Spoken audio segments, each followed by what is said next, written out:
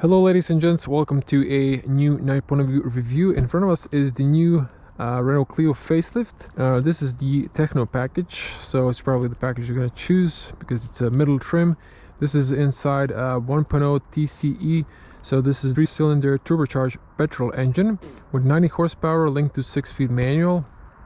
Also on the channel there will be a e-Sprint Alpine package. That's the hybrid that I tested in the pre-facelift.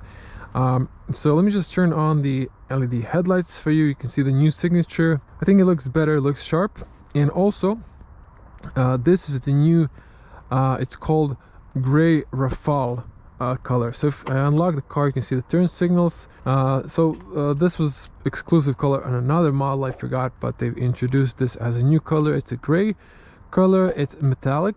It might not appear that on the GoPro. Maybe on the street light you can see here it's brighter. It looks like, from example, from Audi, they have color that's called, if I'm not mistaken, Nardo Gray. That's the color name, but that one's non-metallic. This one is metallic color. It just looks better. Now the rear taillights are now transparent, so it emphasizes the red lines and the lights. Now if I press here and open the cargo space, you see warm light. I lowered the shelf here because on the E-Tech you have less space and you have patching kit inside and a smaller spare tire.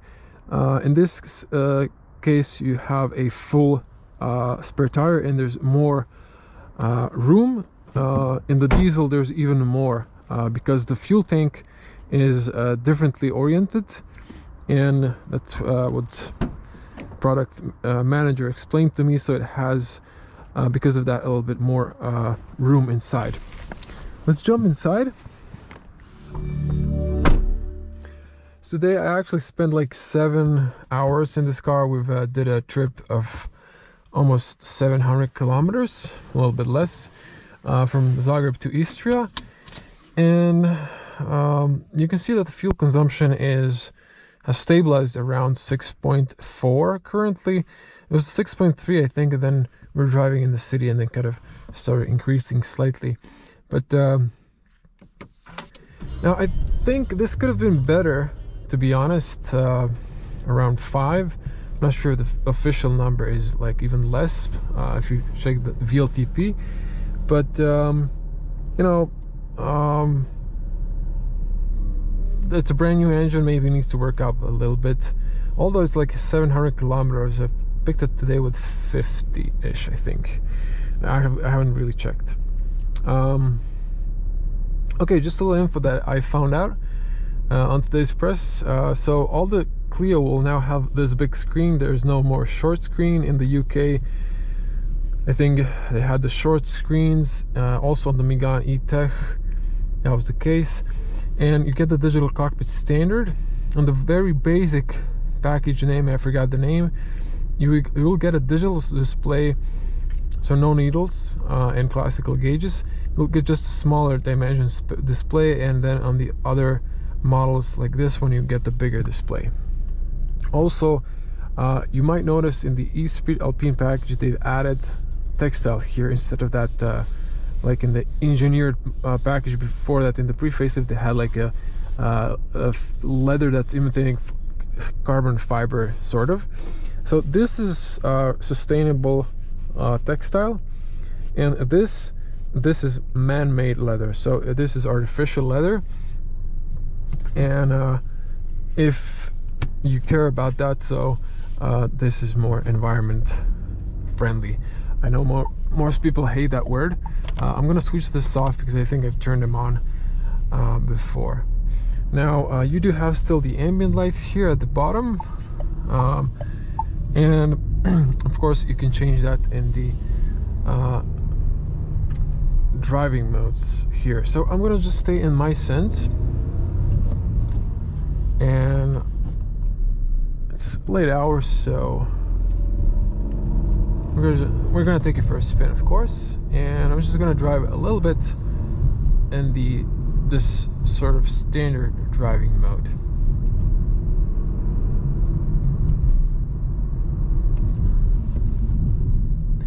The brakes are nice and good. The suspension is nice and soft. This one is on, I forgot to mention, 16-inch alloys. So you have more tire, slightly more comfortable. But I would say I was driving yesterday the E-Tech. Had 17-inch, not too much difference. But comfy suspension, of course. French cars, that's one of their benefits. And that's usually the case. Their suspension very nice and comfortable, even over the speed bumps, manholes, and uneven parts of the road. Now you can hear the 3-cylinder. You know, I before used to joke it sounds like a coffee grinder. This one sounds a little bit more serious. And when I switch it to sport mode, it's more responsive and it sounds also a little bit louder. Definitely sounds better. So also, as I mentioned, I went from Zagreb to Istria. I was like a village close to Umag. It's just on tip of Istria, that's pointing toward like Italy, geographically speaking. And it was almost a 3-hour drive there, almost like 3.5 hours. So I spent that whole day in this car, and I can tell you that definitely the seats for a tall person, actually not for a tall person, there was another person with me in the car. Okay, he was taller actually, but not tall as me. The seats miss lumbar support, and you start getting back lower pain in the back, and your butt starts getting cramps. It's just not soft enough, and the seats are really not that good for me. I mean, I'm a taller person, so they're even short, and if you're gonna spend a lot of time in this car, I would reconsider. Especially Dacia's even worse, and I've tested all of them, the whole gamma, and it's just not that good. Like if you go for Renault and higher models, that's not the case, but this one, I don't know. I actually think these seats are actually the same as in Dacia. They're just, design is the same, the profile, everything, the shape is the same, just they add a little bit more premium materials, like this artificial man-made leather. Now, Apple CarPlay and Android Auto are wireless, but I think for the first time, actually no, if you connect it, it's going to automatically ask you to enable it, but you can press here and connect, of course, wirelessly. So that's cool. And I've asked also the product manager, this infotainment and the animations felt slightly faster than the pre-facelift, and he told me that hardware wasn't changed, that the software update they've released has made it a little bit more smoother. This area for me is a blind spot, so I have to like lean to see if the extra arrow, green arrow, turns on. Just an FYI. And the 8 pillars are sort of blind spot for the pedestrians. You need to watch out for that. The rest of the car is actually okay. On this model, I don't have the blind spot, and the E-Tech, I had, that was a top trim, so that one has that. This one also doesn't have, it has cruise control, but doesn't have cruise distance, because you do also have a radar on the car, and it's for emergency braking for pedestrians, if I'm not mistaken, but it's just software disabled. And on the steering wheel, you're missing the 2 buttons here on the left side for the distance and something else. So that's the difference. Inside the car, there's really not much difference, and honestly, it's such a small difference in package that's more expensive. You get still the cloth and the Esprit Alpine. So I would say this is a pretty well equipped. This car starting price is 20,000 euros. The other one goes, I think, closer to 30. I forgot from the top of my head now. But I think this is a package that people are going to choose. I would maybe go for the 100 horsepower petrol. There will be also 100 horsepower petrol with the LPG. And there will be a 100 horsepower diesel engine, if I'm not mistaken. And then the strongest version is the E-Tech, 143 horsepower. It's petrol plus electric motor with 1.2 kilowatt-hour battery. The battery's in the back, so that's why you have a slightly less space in the back, and you have a smaller spare tire. I mean, it's smaller width of the tire.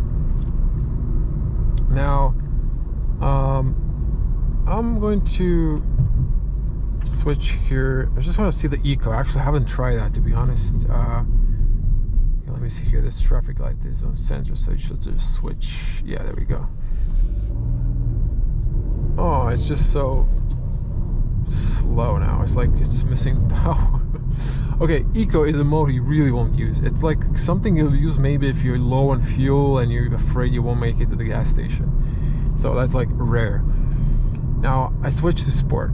I think you can change here the stiffness of the steering wheel, but in the sport it is slightly stiffer, but not too much. It is just gives you a little bit more feedback, but it's not a major difference, but it is more precise.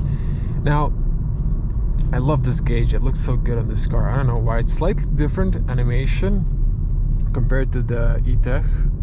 For some reason they've made it a little bit different. So you can see the car is pulling nicely, and you're gonna see when I stop on the traffic light, if you just go from the start, from the zero, you can hear the petrol a little bit more, and it just feels good. I thought this had 100 horsepower, but it turns out it's 90 horsepower. Okay, starting for second gear here.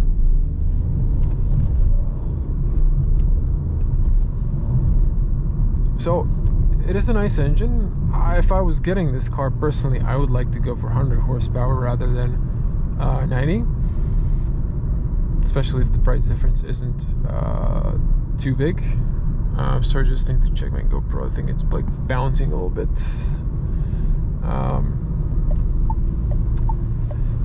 Yeah, so after driving today, and it was like flat area, hills, and then, you know, mixed terrain, I'd say this is a nice engine for daily commute, and if you're going on road trips, it's, you know, at least for two people, I'd say enough. If you would put a lot of cargo, maybe 4 people, maybe it would slightly feel underpowered, but in this case it's pretty decent for driving, this is a small and light car, so 90 horsepower feels good. If you had 100 horsepower or more, this feels nippier. Like, I'm gonna compare this to the E-Tech that I tested, because you have the electric motor. This car with that setup, with the hybrid setup, or how they call it, full hybrid, it just speeds up and lunges fast. It's just nice, and you can drive in the hybrid like fully electric most of the time, but in this one, I think I didn't lower the sound all the way. In this one, it's enough power for this size, so very decent. So if you feel like you're missing 10 horsepower because your budget is limited, don't worry, 90 horsepower is okay. I'm always going to say when people ask me on Instagram, direct messages, what do you think about this or that? I always say what I think, but then I say as well, go test the car for yourself. See how it suits you, how it feels. Does it feel right for you? So don't just trust what I think. I have my own, preferences, my own feelings. I can sum them generally for most of you and tell you how the car feels, but you should, test the car and see how it feels for yourself. And if you have, usually people come to me at least with 2 or 3 cars, and then they ask, what do you think about this one, what do you think about that one, which was better? There's no perfect car. Everyone has the pros and cons, but I'm gonna tell you how it feels. But you should go on the road and see how it feels for you. So that's the best advice I can give you. So see, the car is just pulling nicely, and we're gonna see on the highway. Let me just go for this awful manhole, but it's so soft. It's really not that bad.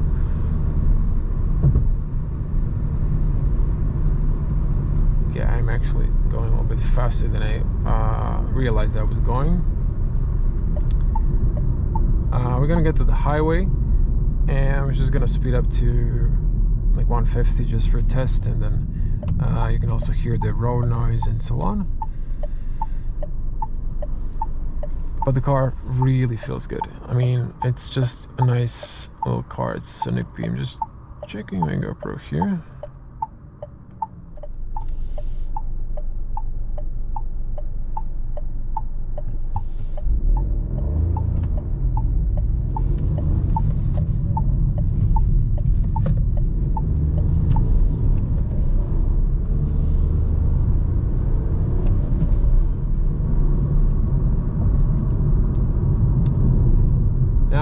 Once again, don't keep your hand on the shift. It's not a good habit. It's some bad habit I picked up, and I just can't get rid of it. I like to rest my arm, but it's not good for your manual. So don't rest your hand on the stick.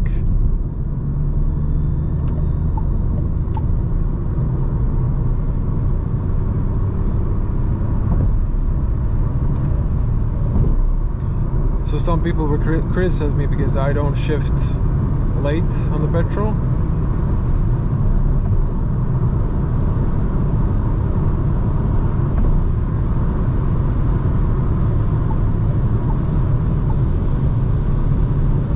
I missed the gear there. Happens.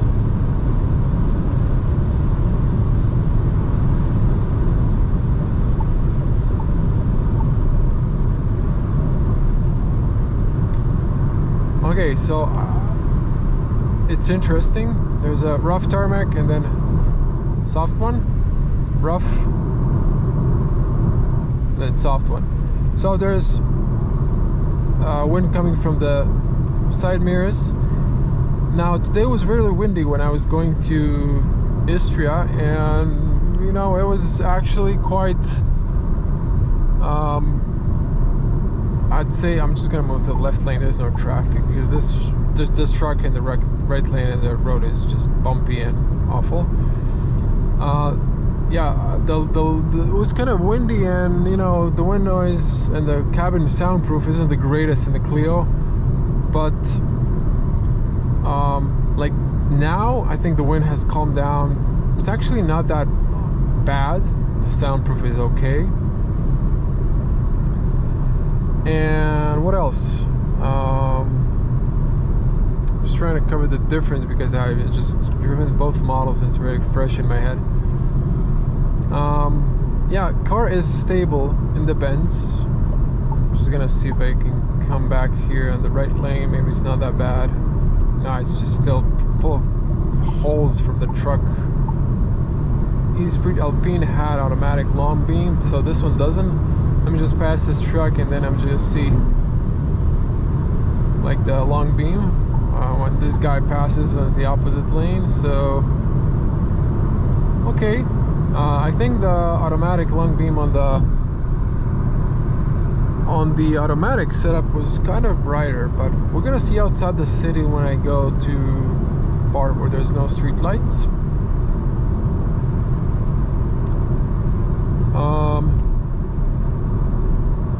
Yeah, what else? I think we said it all. Yeah, I mean, I hope these information are valuable. Here's the navigation. I usually type it in later, but navigation's good.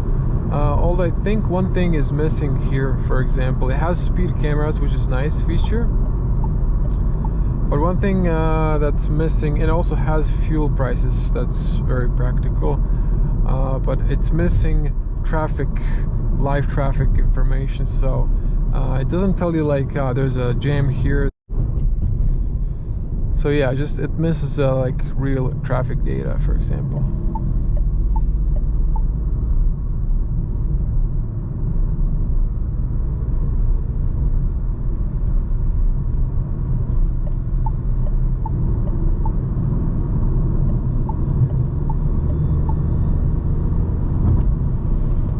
So in this model you do have the speed limiter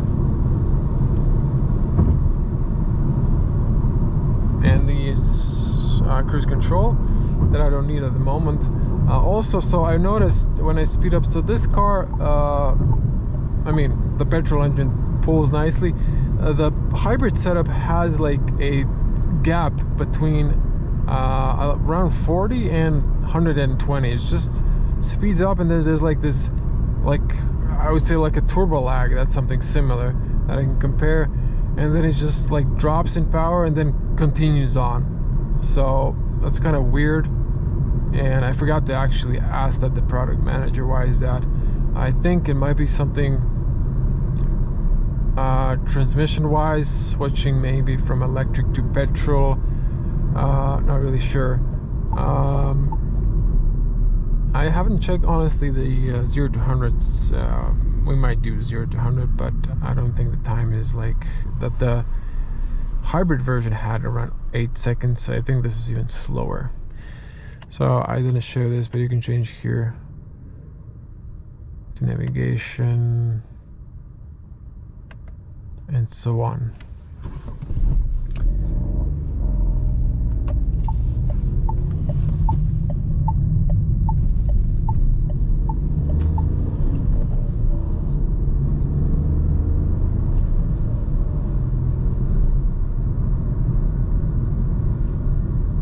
Yeah, I'm sorry if the camera is shaking. Just, I don't know, the mount is not good for some reason. I think I've adjusted it now, but yeah, sometimes it has auto stabilization. Okay, so really cruising nicely and gently, and when you see when I just accelerate, the car is picking up nicely in the 4th gear. It just keeps going, and you know, for one person this is really good. So yeah, I realize why like lane keeping is off. It's just a bit oversensitive here where it's not supposed to be, and then when you actually need it, it doesn't keep you in the center. It just bounces you left and right, which makes no sense.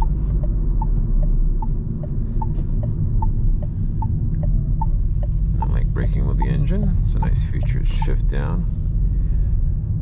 Okay, so whoa. Okay, thought there was something flashing for a moment there, but no. I'm just gonna stop here, and this is the long beam, and this is normal beam.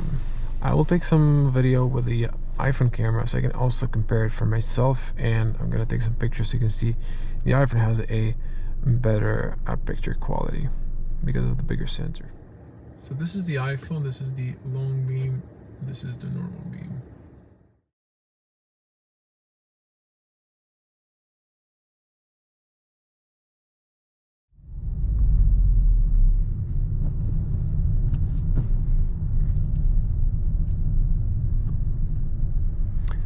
Okay, it's safe. There's no one in front of us or behind us. So I'm driving automatic, so don't judge me if I missed a gear or I wasn't super fast with shifting.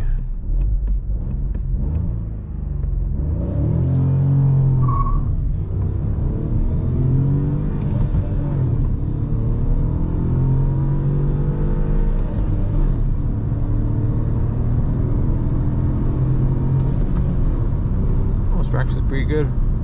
I mean, I was good with the shifts. It was kind of precise.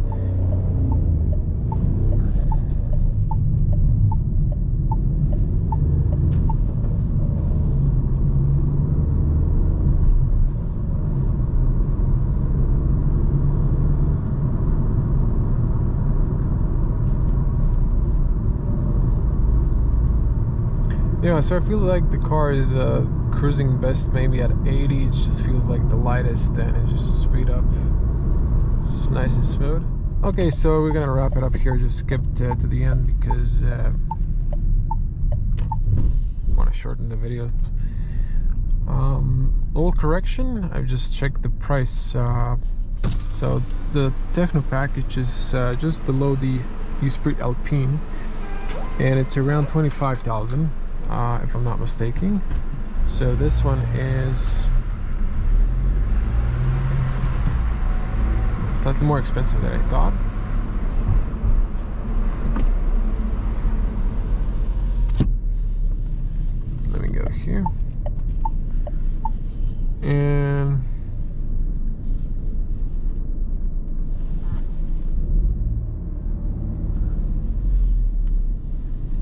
here.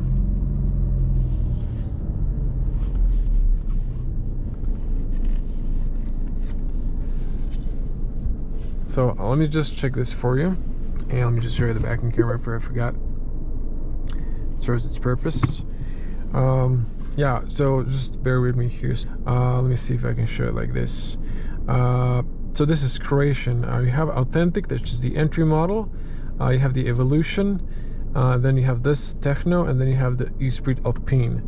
So for the Authentic, like the base model with 65 horsepower, it's naturally aspirated engine, so it's not a turbo. It costs 16,790 euros, but for 1,000 euros more, for 17,790, you get the Evolution 90 horsepower, which is this car engine, but just a little bit different trim, lower trim. But if you want the Techno with the same engines as this model that I'm sitting in, it's 19,790. Then for 18,490, you can get the Evolution, the lower package, trim-wise, with the LPG with 100 horsepower. And then you can get the diesel, also 100 horsepower, for 20,990. That's the Evolution package. But this Techno package, so you can get it with a 90 horsepower, or you can get it as an E-Tech hybrid with 143. They've said 45 here, it just doesn't matter, 2 horsepower difference. Or you can get the Esprit Alpine in only E-Tech hybrid. So I guess that one's reserved. I didn't realize that before. They just released the prices today. So they've stretched the prices. You know, they're saying this is going to be probably the most sold package, and the one before that, the entry model, is probably not going to be that. It's maybe to fleet, but this is probably going to be the car you're going to choose. Very nicely equipped, very nice horsepower. I would go for 100 horsepower petrol, maybe with LPG, if economy wise more. But if you're not into LPG, this is more than enough. I would personally go for a diesel.